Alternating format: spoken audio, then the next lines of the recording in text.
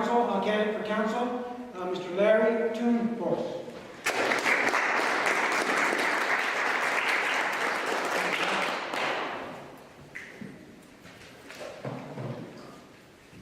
Thank you very much for the opportunity to speak to you guys tonight. I'm Larry Toon-Forth. I moved here in 1980 to become a disc jockey. And 34 years later, I'm still playing the radio. But when I moved here, one of the guys at the radio station was a volunteer firefighter. So he said, "Hey, you want to join the fire department?" I said, "Sure." So I joined the fire department. I was a volunteer firefighter for 12 years. I worked in radio, the very first radio station here, KRHS-FM, that was broadcasting down in Holiday Plaza. And then I left there, went over to KBAS Radio, a brand new AM that went on the air. That's 1490 today. I don't think they call it KBAS. All the radio stations have changed hands. But then I opened up Harris in human resources and then marketing. And then I went down and opened up the Flamingo, which is now the Aquarius. And I worked there in marketing. And then I went back to radio for a while, and then I was hired by the fire department full-time as their public information officer, public education specialist. I did that for 18 years, retired about 3.5 years ago, sat home for 2 weeks, and then got back into radio again. I actually own my own company. I contract with Murphy Broadcasting. I'm in 8 to 10 businesses every single day in our town, from here all the way to Fort Mojave, and I actually have one customer in Kingman who was up there today too. Over the 34 years I've been here, I've been involved with this town. I was with the very first Parks Committee that Fred Eck put together when he was the chamber director. And we had one park called Community Park. I've sat on the strategic plan for the city of Bullhead 5, 6, 7 times, several times. I was on the Parks and Recreation Commission for our city of Bullhead City. And then at one point in time, when we first became a city, and the first finance director, Danny Spitzer, remember Danny? Danny Spitzer was the finance director, and they got a community block grant. He didn't know what to do with it, so we put together a group of citizens to help distribute it in our town, and I was on that committee. I've been on a lot of committees for our town. I've been on the committee for the United Way to help distribute their money. I've also sat as a judge for the Community Achievement Awards and been the boom master. I've done a lot in our community, and I just think the next step would be to move into the city council and help our city prosper. In the last 5, 6 weeks since the primary, I've already met with our mayor for an hour, our city manager, our chief of police, Sheila Schutz on the city council, Tammy Ring on the city council, Jerry Duvall on the city council. I met with these people to get their input and their information, what they feel the priorities are going to be in the next year or so. I'm ready to take office on the 4th of next month, and I hope you'll vote for me. I'll answer any questions you might have. You said you wanted to help the city prosper. How would you do that? Well, I think work with our Economic Development Committee. Lisa McCabe, I had lunch with her a couple weeks ago. The interesting thing there is you have to realize that only certain businesses will fit our town. As much as we love some larger businesses, they're not going to come to this size population. They're not going to come to this environment. So to continue to work with her and work with our Chamber of Commerce, I was on a committee this year with Chief Head, or Rod Head, where we helped the Chamber pick up almost $35,000 in new membership, almost 200 new members. That's going to help the Chamber continue to bring in more members and do more with their money. At the same point in time, the EDA has gone and done fairs in Yuma and in Quartzsite, where they've tried to get more people to relocate to Bullhead City, because it's actually cheaper to live here than it is in a lot of other cities in our state. So I would free myself up to maybe go to a job fair or go to a location where the EDA is going to set up a booth to talk to businesses and try to get them to come to Bullhead City. What do you think the city council should be doing about trying to lure in some of the more popular chains? Like, for instance, I love an El Pollo Loco here, and it seems like it would do all right here. And of course, the ever wanted Trigger Cherries. But there have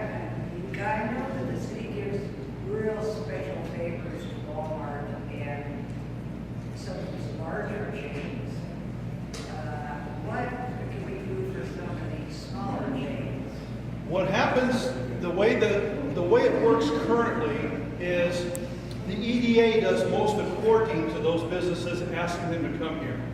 Our Economic Development Authority, Lisa McCabe, they go out and they ask those businesses to come here. Once they commit is when the city gets involved.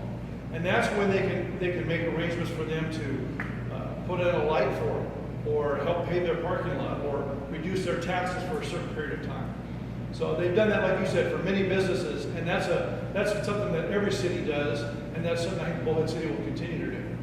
And when you have any new chains come to town, this county, Fort Mojave, in the city, and I am hard pressed to think of a new one lately. The biggest problem that Lisa McCabe and her board is up against is a lot of the businesses look at 40,000 people and they say that's not enough for them to come here. I can remember years ago when I sold radio advertising in 1980 and 81, I picked up the phone and I called Black Angus and I said, when are you coming to Bullhead? And they said, as soon as you have 50,000 people within 5 square miles. I said, goodbye. So all those chains have their requirements of where they're going to go, what they want to do when they get there. And if you don't meet those requirements, they're not going to talk to you. So we can write petitions to Trader Joe's. They're still not going to come unless we meet their demographics of what they want for a community. I can see why they don't come. I don't know why El Pollo Loco and Rebellion. I was in Kingman today and drove past Chipotle and Big Five, or Five Guys. Never heard of them. You got to go to Kingman and have lunch. Anyways, when I drove past both of them, I thought, how come they're not in Bullhead? They're in Kingman. Well, I asked Lisa McCabe that question when I had lunch with her a couple weeks ago, and she was told by Five Guys because they have 2 communities in Kingman. They have locals and they have something called I-40. What? I-40. And that's why they picked Kingman. And they're a block and a half off I-40. And if you put the bridge down on the Parkway where everybody's going to bypass Bullhead City, you're not going to have tourists coming into the city. And that's part of the problem. We've already seen that with our Bullhead Parkway. I mean, let's face it, if I lived in Fort Mojave and worked at the Riverside, I'd be taking the Parkway twice a day. So that's part of the problem. But when you still have businesses that they want to come to, they've still got to come into our city and shop. Just like everybody from Laughlin, they come over here and shop. If you had a bridge that was more centrally located so that the workers from Bullhead could easily go across, like Mr. Brady said, he lives about a mile away from it, so I'm not going to use that one. I'll continue to use the north one. And me too. I live off of Silver Creek Road. If they put that bridge in, I can't see myself using it. Although at the same point in time, Rod and I will remember a shooting at Harris when we shut down this bridge. And you couldn't go across the Colorado River. And people did have to go all the way to Needles, because I don't think the RV was open at that point in time, and cross the river and come up to go to work. So there is the simple fact that it would make life a lot easier for a lot of people. The other thing is you have to look at life safety. If you're having a heart attack at Harris and that bridge is put in, it's a lot closer to get to Valley View than it is to Warm Sea. So. But if you put the bridge right across Silver Creek, where it's narrow and wouldn't cost a whole lot of money, people would go back and forth very easily from any of the casinos or from Bullhead City to go to work. Unfortunately, I wasn't a part of the committee that looked at all the different options, and they looked at Silver Creek. I think they looked up north and more north than that. They looked at Hancock Road, they looked at Marina, and they decided on the Parkway. And do you know why? Probably because they it's said, cheaper. They said every one of the northern locations would not divert future traffic. Well, I talked to a lot of those people who live in Fort Mojave. They said they would not use the Parkway Bridge. They would not use the Ave Bridge. So what's going to divert traffic? Everyone is still going to come up and use the Laughlin Bridge. If the topic comes before the city council and there's 3 new members, which there will be, I see a lot more discussions before it goes forward. I hope so. Michael? I've heard. And I used to teach fire and life safety in his classroom, Right, which is where my question comes from. and I don't hold it against him. What visions do you have for projects for the city for the Bullhead youth?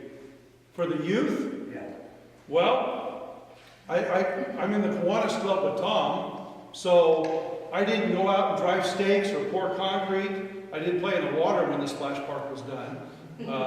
And, you know, the Rotary Club just made a whole bunch of money off the regatta. And our Kiwanis Club this year didn't make a whole lot we have in years past.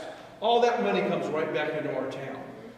The Rotary Club is going to sit back, and the mayor made the statement a couple of weeks ago at City Council that the stipulation they have with the Rotary Club is all the money they make from the River Regatta must be spent in the Bullhead City Rotary Park. Yeah. So, and of course, as Rod was talking, a lot of the work that's going on in there right now is being done for free by members of Rotary, by members of Matadors, and so it's a win-win. I'm glad to see a skating rink going to open 2 weeks from tonight in Bullhead City. That's a plus. That's something more for our youth to do. And I want to work with our city to increase the tournaments that go on. There's a lot of tournaments that come here for soccer, for seniors that play baseball, and then for high schools. The Matadors used to do a tournament for basketball. That's not done anymore. But I do think that all those type of things are great for our students.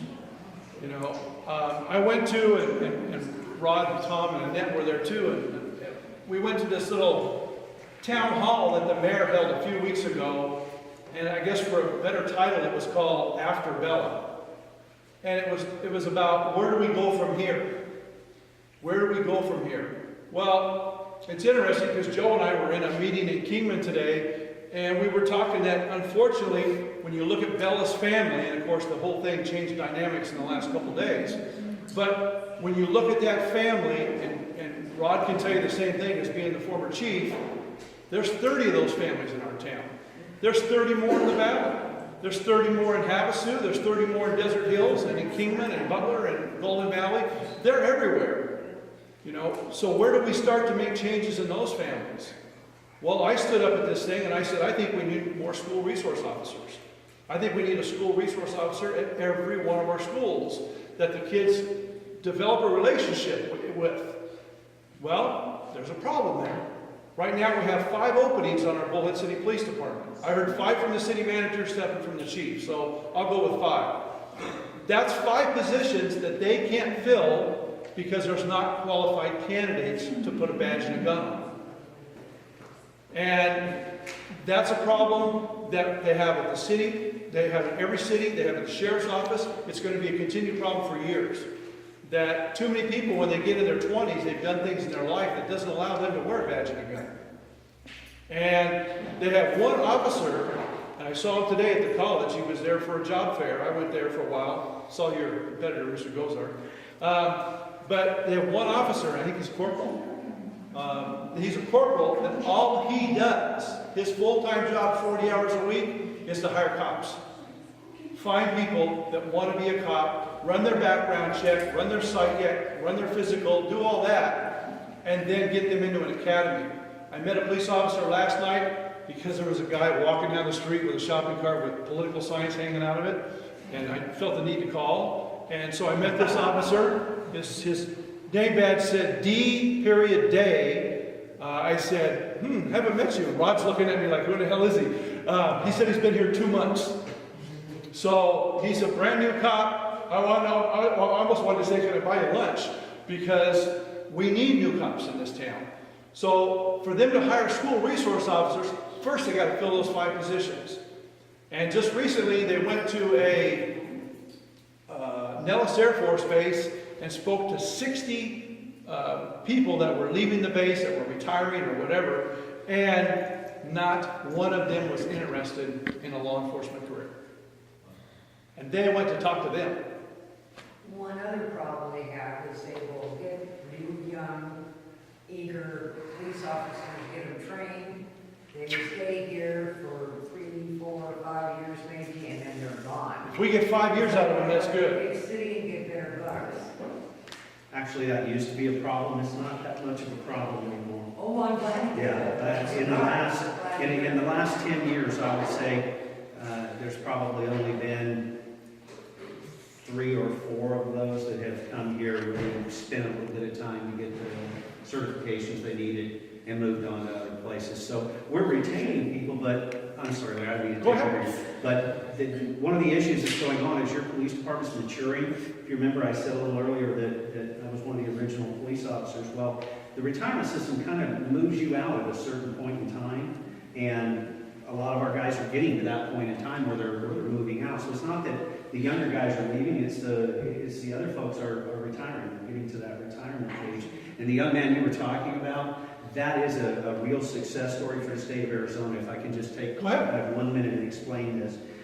Over the last year and a half, the Western Arizona Law Enforcement Association, which I'm proud to say I was the president of the year this happened, we lobbied the legislature to allow us to have a police academy for military police officers.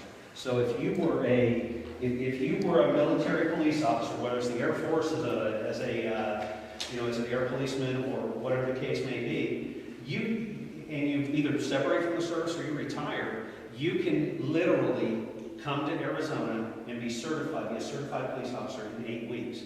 You don't have to go through an 18-week police academy. In 8 weeks' time, you can be in a field training program.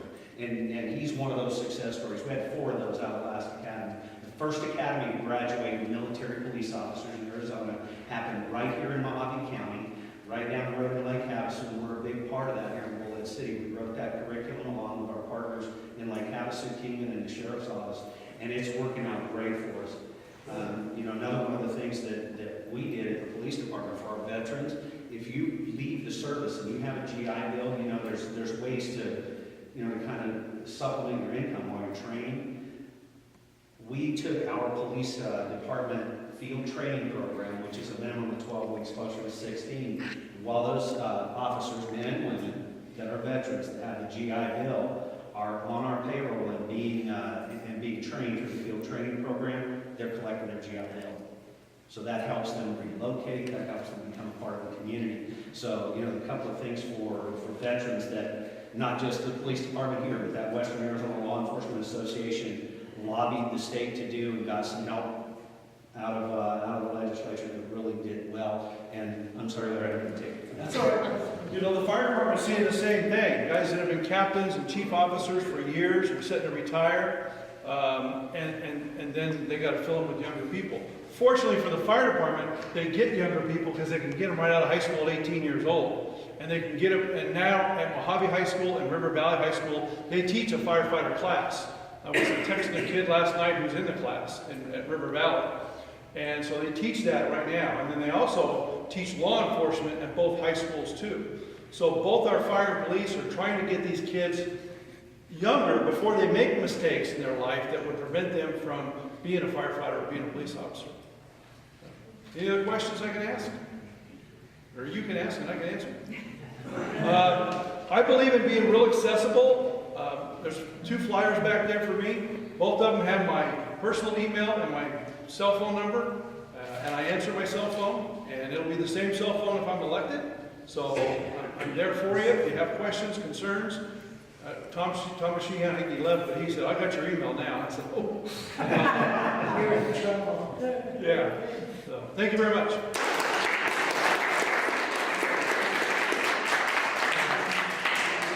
Okay, you can take as long as you want. Okay, 2 more to go.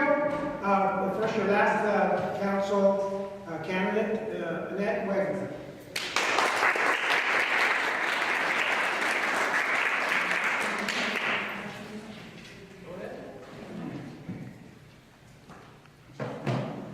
Good evening. This is working. Yes. Good evening, everyone. Thank you for having me. My name is Annette Wegman. I have been in Bullhead City for about 8 years. Originally from Texas. I was born in Corpus Christi, Texas. raised by a mother, a single mother. She raised 5 children. I have an older brother and sister who were twins, and baby brothers who were twins. Mind you, I'm 11 months apart from the older twins, so we were like triplets. God bless her. Anyway, she raised us as a single parent, and in the beginning, she didn't receive any support from my father, so we were on welfare. We lived in government housing, we received food stamps, and the system helped us when we needed it. We got off the system, she educated herself, went to work for the government, and raised us the best that she could, and I think she did a pretty good job. From there, I moved to Dallas-Fort Worth. From Dallas-Fort Worth, I moved to San Antonio, Texas, and then Scottsdale, Arizona, and then Houston, Texas, and then Morehead City. My background, I was a paralegal for about 7 years, and I'm a little bit on the high energy side, so sitting in an office, you know that, sitting in an office 8 to 5 was a little challenging for me, so I got into sales and marketing. I attended the junior college in Corpus Christi and took legal courses, but it just wasn't my thing. So I've been in sales and marketing for 20 years. We came here, like I said earlier, 8 years ago. I was married at the time. I have 3 children. I'm now divorced. And through my divorce, the community was very welcoming to me, and I became very, very involved in the community. So I want to give back, and that's why I want to serve on City Council. I am on the board of directors for the Boys and Girls Club. The Boys Club, near and dear to my heart, many years ago is where I was raised. I'm on the board of directors for the Chamber of Commerce. The Chamber of Commerce and BREDA, their Economic Development Authority, we're trying to work really hard to get economic growth out here. We're doing the best that we can. BREDA is doing the same thing. They're doing the darndest that they can do. With that, with economic growth, you get your taxes, you get your residents, you get educators out here, you get more businesses. So that's why we want to focus on economic growth. I am a home care representative for Mojave Home Health and Hospice. I've been doing home care work for 8 years now. I'm not a nurse, I'm not a social worker, but I'm a home care rep. So I educate the community, the churches, families, physicians, educate them on what home care is all about, home health and hospice. I love my job, I love what I do. I'm also a Rotarian, and I'm a senior, a freshman, and a 5th grader. And they're very, very active. They play soccer, baseball, basketball, cheer, all of that good stuff. So we stay very, very busy. And all these things that we sign up for, it's long term. We're committed. And I share that with you because I'm committed to what I do. I'm also a fitness instructor, and I've been doing that for 32 years. And I teach Advanced on Fitness and Anytime Fitness. And again, that's a commitment. That's a commitment, and it's long term. It's lifestyle. So I want to serve on City Council. I want to see what we can do about getting our roads fixed. I want to see what we can do about economic growth. I want to focus on helping our veterans. Veterans are near and dear to my heart. My grandfather was a veteran. My brother's a vet. My uncles were veterans. So it's unfortunate that we have some that are homeless, and that should not be. They served our country. They served for us, and we need to take care of them. And I understand that because with home health and hospice, when they come to us and need help, some of them are homeless. Some of them don't have a local physician. They need to go to Flagstaff, they need to go to Phoenix, they need to go somewhere else. Well, I want to see what we can do about taking care of them here, giving them jobs, finding them a place to live, and providing health care for them. I also want to focus on taking care of our seniors, love the senior circle that we have here locally. It's very, very active. I'm also very active in the Catholic Church. I am a Catholic. A divorcee, but I'm still Catholic. Let's see, what else can I tell you guys? I'm a leader. I enjoy making a difference, and that's what I want to do here. I will follow as well. It's a team effort. I want to work together with the citizens, City Council, our mayor, our city manager. It's a team effort. Not one person can do what the city needs. This is a great city. I want to make it greater. I want to make a difference. This community has been very, very good to me. I'm raising my children here. We're having a great time at the parks.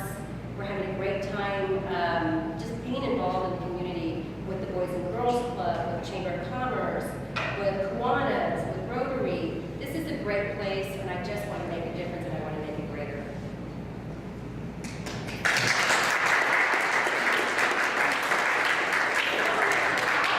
But I only have 3 minutes.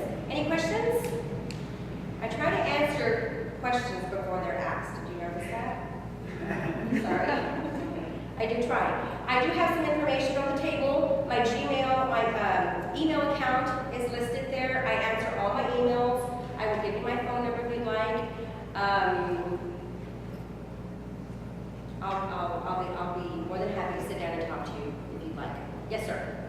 Annette, and to you, Mr. Little there, it seems to me that businesses are closing every month. There's new businesses, not new businesses. Businesses are closing. The mom and pop The shops. vacancy rate of commercial real estate is extremely high. And it's getting worse and worse and worse. And we talk about all these things we're going to do. And when you're in a downturn, which obviously we are, it seems that you wonder where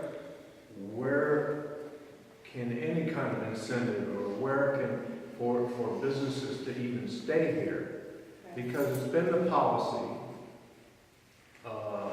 and it's kind of an unwritten policy of the city to penalize small businesses if something's not quite right or if it doesn't meet the perfect criteria, then boom, we're going to penalize you. We're going to make it worse for you. So businesses close and they move on out, and I just wonder when we talk about being a great city, and we talk about all these things that we've got in mind, and we're going to build this bridge, and you go, for who? For what? Right. It's getting worse and worse and worse. One of the topics on my platform is taking care of our local businesses, shop local. And that's what we need to do. We say we're going to do it, but sometimes guess what? We go online and we purchase something, or we go to Vegas, and I'm as guilty as can be. You know, when my daughter wants a prom dress, where do we go? We try to do it here, but half the time we have to go to Vegas or order it online. Well, we need to support our local businesses, and that before economic growth, those businesses need to succeed, because those companies that are looking doing their research to come here, they're going to look at the businesses that have closed, and they're going to wonder why are they not succeeded? How are we? So I want to focus on local businesses. I want to continue to bring the medical practices here. We have great hospitals. We need more doctors in the area. With that, families, children, more seniors, more retirees, more families, younger individuals, you know. So that is one of my items on my platform. We need to focus on making sure our local businesses survive. Thank you. Oh, I'm sorry. Yes. The mayoral candidates talked about budget shortfalls the city's facing. Do you have any suggestions or ideas on how you'd like to address them? You know, it's unfortunate that we're in the situation that we are in. However, I don't know if we do,